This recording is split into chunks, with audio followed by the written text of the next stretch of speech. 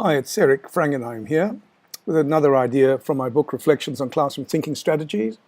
The topic is about an expert-free zone. You'll find this in Cartoons Conversations, my ebook as well.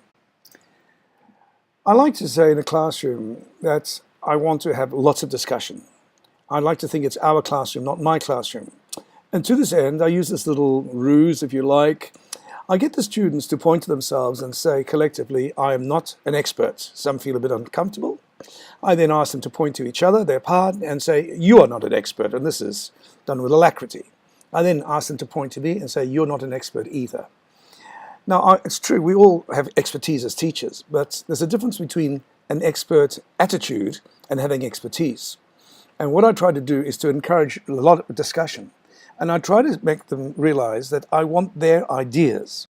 Because if I don't, if I want to be the expert in the classroom with a huge ego, the consequences to what happens in my classroom will be as follows.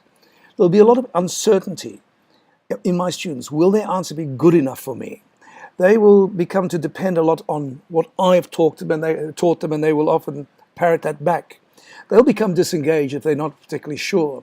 And in fact, I will own them in some ways, in some nasty way. I would really prefer to get my students to have the confidence to offer ideas, to enjoy debate, to show humility when they realize that their idea is not too good. And why is that? The reason is that I believe that children should experience success a great deal of the time, not the whole time. And when I allow them to do their thinking, and I can congratulate them, yes, you've done that, or that's unusual, learning becomes a series of personal victories.